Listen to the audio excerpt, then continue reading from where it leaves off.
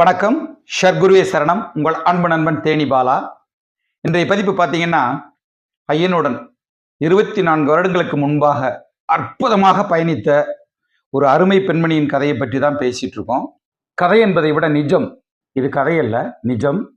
அவர் ஐயனோட ஏற்படுத்திக்கிட்ட உறவு, ஐயன் அவருக்கு செய்த நன்மைகள், ஐயன் என்ன சொன்னாரோ அதுபடி அவர் எப்படி நடந்தாரு அப்படின்னு சொல்லி 2 வீடியோக்கள் போட்டிருக்கேன். அது இந்த 3வது வீடியோவாக இந்த வீடியோ உங்களுக்கு நான் பதிவு பண்ணுவதில் மிக்க மகிழ்ச்சி. நான் இந்த விஷயங்கள் எல்லாம் உங்களுக்கு எல்லாம் தெரியணும் அப்படிங்கிறதுனால தான் பண்ணுறேனே தவிர பெரிய ஃபேமஸ் ஆகணும் அப்படிங்கிறதெல்லாம் இல்லை. சரிங்களா? நல்ல ஒரு மனுஷி. அவங்க என்னன்னா ஐயனோட இருந்த விஷயங்களை அப்படியே ஒளிவு மறைவு இல்லாமல், அந்த வீடியோவை நீங்கள் பார்த்துருப்பீங்க, மேலும் பார்க்குறவங்க சொல்கிறேன், ஒளிவு மறைவு இல்லாமல் அப்படியே உள்ளதை உள்ளபடி அப்படியே சொல்லியிருப்பாங்க. அந்த ஒரு அற்புதமான வீடியோ தான் இந்த வீடியோ. ஐயன் கூட இருக்கும்போது என்ன நடந்ததுங்கிற அவருடைய அற்புதமான அந்த நிகழ்வை பார்க்கலாம் வாங்க.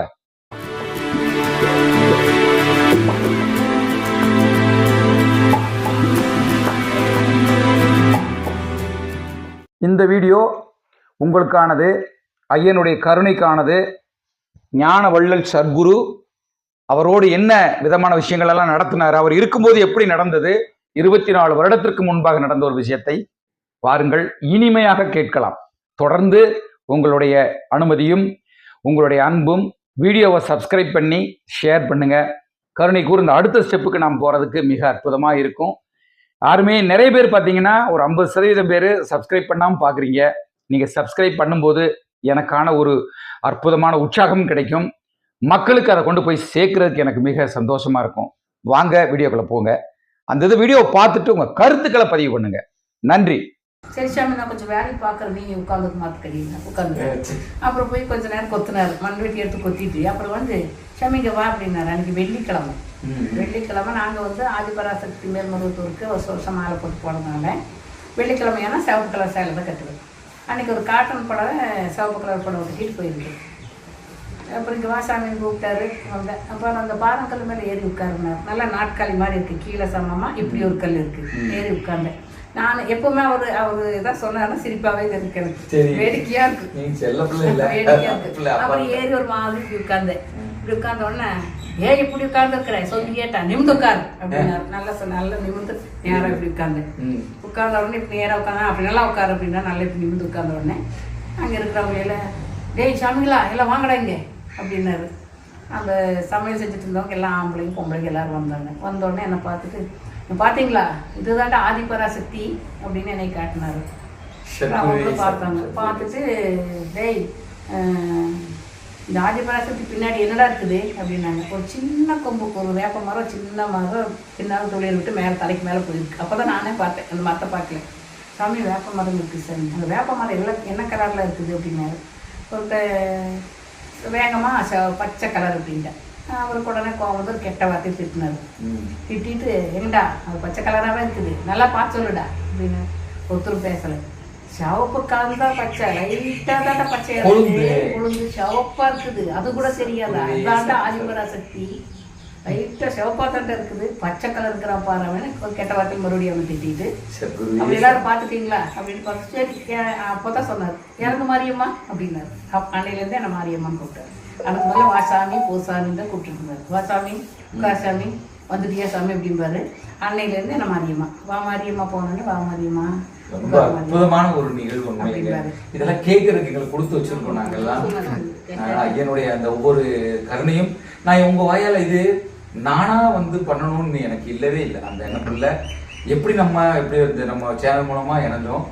ஐயனுடைய ஒவ்வொரு உங்களை சந்திக்க நினைக்கும் போதெல்லாம் ஏதாவது நான் லேட் பண்ணும்போது கடைசியா அவர் சொன்னதை உங்களுக்கு நான் அனுப்பிச்சிருந்தேன் இல்லைங்களா?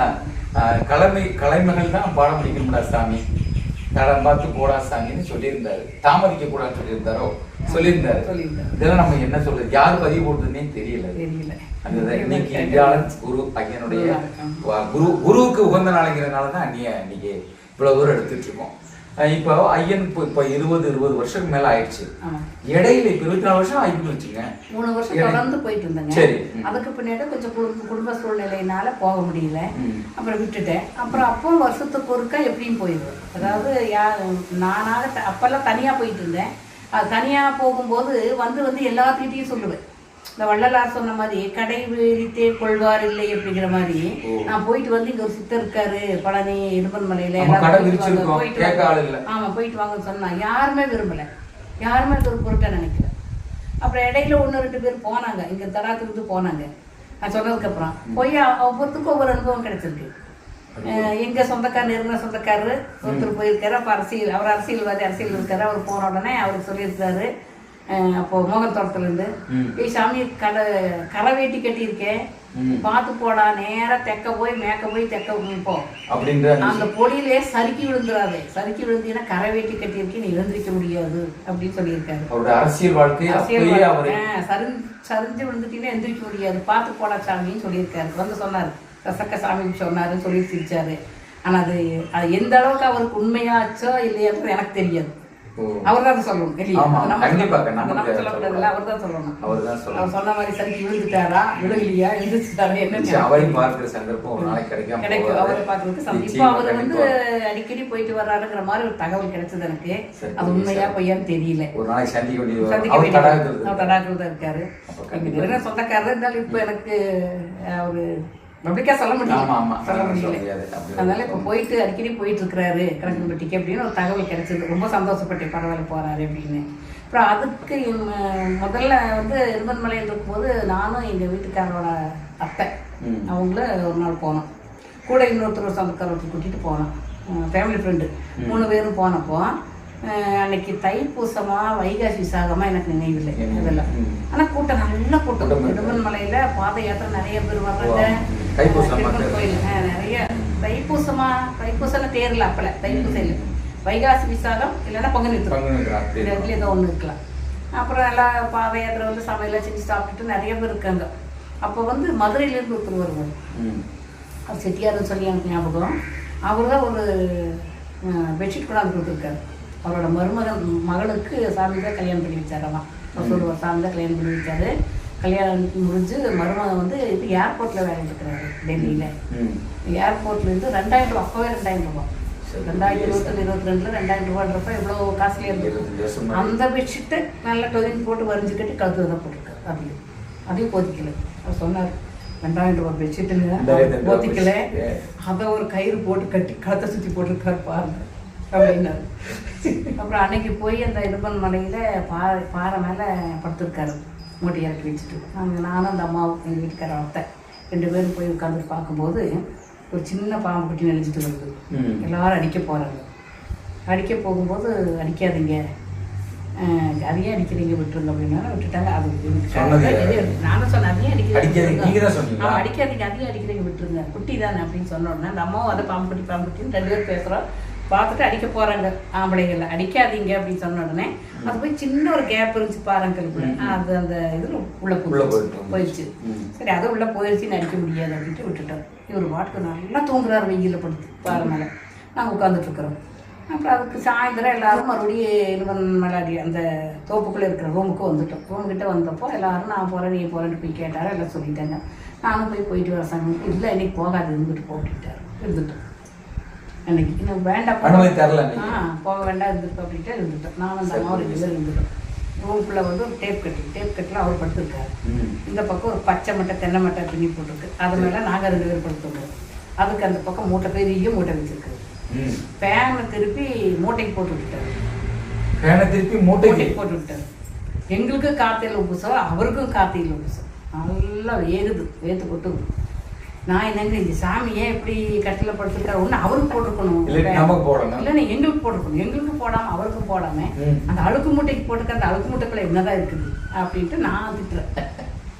அது ஒன்றும் கண்டுக்கிறதில்ல. அவர் பாட்டுக்கு பரிபாசையில் பேசிகிட்டே படுத்துக்கிறார். பாட்டுக்கு என்னென்னவோ பேசிகிட்டே படுத்துக்கிறாரு. அப்புறம் பேசிகிட்டே படுத்துருக்கும் போது திடீர்னு என்னாரு, மரியம்மா என் கால் பவுடர் போட்டு அப்படின்னாரு. சரி ஜன்னல் மேலே விபூதி இருந்துச்சுப்பா, ஜன்னல் மேலே இருக்கு பவுடர்னாரு. எடுத்து விபூதி எடுத்து கால்கெல்லாம் பூச்சிட்டேன். சரி போய் படுத்து தூங்கிக்கணும்னு படுத்து தூங்கிட்டேன். நான் நல்லா தூங்கிட்டேன். கூட வந்த அம்மா வெளியில் வரைக்கும் தூங்கலை பாவம். அவங்களுக்கு பயம் என்னவோ ஏதோ அப்படின்ட்டு ரொம்ப பயந்துட்டாங்க. அப்புறம் காலையில் விடிய காலையில் இருந்துச்சு. வெளியே வந்தோன்னே மழை வந்து பார்த்து போங்கோ, அவசரப்பட்டு வெளியே போயிடாதீங்க சொன்னார். விழுந்ததுக்கப்புறம் வெளியே வந்தோம். வந்து கொஞ்சம் நேரம் இருந்து என்னுடைய பெரிய கச்சி பொண்ணு, பச்சை கலர் ஒரு கச்சி பொண்ணு போயிருந்தேன், பச்சை தாவரை கீழே தவறி விழுந்துச்சு. நீ சீக்கிரமாக போய் எடுத்து முடங்கி போட்டார். நான் குஞ்சு எடுக்கிறதுக்குள்ள அவர் வந்து தடப்படலாம் எடுத்து உள்ள கூப்பிட்டாரு. அது எல்லாம் பார்த்து சிரிச்சாங்க. போச்சு இந்த கட்சி குழந்தைங்க போச்சு வராது அப்படின்னாங்க. அப்படி உள்ள போட்டுட்டு அந்த மூட்டையை கொண்டாந்து நெஞ்சு போட்டுட்டு சரி நாங்கள் போயிட்டு வரான்ட்டு வந்தோம். அப்போ அந்த அம்மாவும் வந்து செங்கல் சோளம் தான் வச்சுருந்தாங்க. எங்கள் வீட்டுக்கு பின்னாடி தான் செங்கல் சோளம் வந்தது. இப்போ அவங்க எல்லாமே விற்றுட்டாங்க. அப்போ அந்த அம்மாவுக்கு சொல்கிறாங்க, உங்களுடைய காலவாசலில் 11 செட்டே போட்டுருந்தாங்க. 11 காலவாசல் இருக்குது. அதில் வடவரத்த ஓரத்தில் போய்ப்பாரு. அதில் எலுமிச்சப்பழ தகடுகளை செஞ்சு வச்சுருப்பாங்க அப்படின்னு அது கரெக்டாக சொன்னாங்க. அதாவது பரிபாசைன்றது வந்து கூட்டமாக இருக்கும்போது மட்டும்தான் பரிபாசையில் பேசுவார். கூட்டம் அதிகமாக இல்லைன்னா என்கிட்ட சொல்லுவார், மரியம்மா கூட்டம் நிறைய கூடிக்கிறாங்க மரியம்மா என்கிட்ட, அவங்க கூட என்னால் பேசி சமாளிக்க முடியாது, அதனால தான் நான் இப்படி பேசுகிறேன் அப்படின்பாரு. பரிபாசையில் பேசுகிறேன் அப்போ அவங்களுக்கு புரியாமல் அதான் அப்படின்னு. ஏன்னா நேரடியாக சொன்னேன், எனக்கு சாமி ஆளாக கேட்பாங்கல்ல. எனக்கு என்ன சொல்லுது சாமி, பரிபாசையில் பேசிட்டு அவங்களே குழப்பிட்டு எனக்கா உனக்கா இருக்குமா இது என்ன இருக்கு அப்படி புரிஞ்சுட்டு போயிடுவாங்கல்ல. அப்படி ஆமாம் நேரடியாக பேசியிருக்கிறார், நேரடியாக சொல்லியிருக்காரு அப்படின்ட்டே சொல்லியிருக்காரு. அப்புறம் அந்த அம்மா சொல்கிறார், 11 காலவாசல் இருக்குது. அந்த காலவாசல் செட்டில் வடவரத்தில் போய் பாரு மாதிரிமா இல்லை தகடும் கனி எல்லாம் செஞ்சு வச்சுருக்காங்க. நீங்கள் அதை எடுக்கணும், அப்போ தான் உனக்கு தொழிலோடு உன் மகனையும் மருமகனையும் வர சொல்லு, நான் பார்க்குறவங்கள. அப்போ மகனும் மருமகளும் கொஞ்சம் பிரச்சனை சிக்கல் இருக்குது, இந்த பொருளாதார பிரச்சனை அப்படின்னு. அப்புறம் அவர்கிட்டயும் வந்து சொன்னோம். அவர் போகலை, அவர் அதை பெருசாக இடத்துக்குள்ள போகலை, நம்பலை. அப்புறம் அது எல்லாமே போயிடுச்சு, கம்ப்ளீட்டாக சுத்தமாக எல்லாமே போயிடுச்சு. போயிருந்தா காப்பாற்றிருக்கலாம். அவர்கிட்ட போயிருந்து இதை அவங்க காப்பாற்றிருக்கலாம். மறுநாள் காலையில் நாங்கள் வந்துட்டோமே, வந்ததுக்கப்புறம் தான் அங்கேருந்து ஃபோன் பண்ணி சொல்கிறாங்க, சாமி வந்து மூட்டைக்கு பேன் போட்டுக்கிட்டாருன்னு திட்டினீங்கல்ல சிரிச்சிங்கன்னு சொல்லிட்டு வெளியே மூட்டையை கொண்டாந்து போட்டு அவுத்தாரு. அதுக்குள்ளேருந்து தான் பாம்பு குட்டி போகுது, அதுக்கு தான் நீ ஏன்டா நாகராஜ சுகமாக தூங்குன்னு தான் நான் போட்டுட்டு இருந்தேன் சொல்கிறாரு அப்படின்னு. பாம்பு குட்டிக்கு பேன் போட்டுட்டு இருந்தாராம், நல்லா தூங்கிட்டு சுகமா, எங்களுக்கு இல்லைனாலும் பரவாயில்ல. அப்புறம் ஒரு சமயத்தில் போய் உட்காந்துருக்கும்போது பாறை மேலே உட்காந்துட்டு திடீர்னு என்ன பண்ணுறாரு, சுப்பா கொண்டு கையை விட்டு எந்திரிச்சு வச்சு வீசுறாரு. இந்த பாட்டு போகுது, ஒத்துன்னு விடுது. ஏன்டா நாகராஜா இங்கெல்லாம் வந்து படுத்துட்டு எனக்கு தொந்தரவு பண்ணுறேன் போடா அப்படின்னு. குருவே உன் துணையன்றி வேறு துணை எனக்கேது, வேறு துணை எனக்கேது.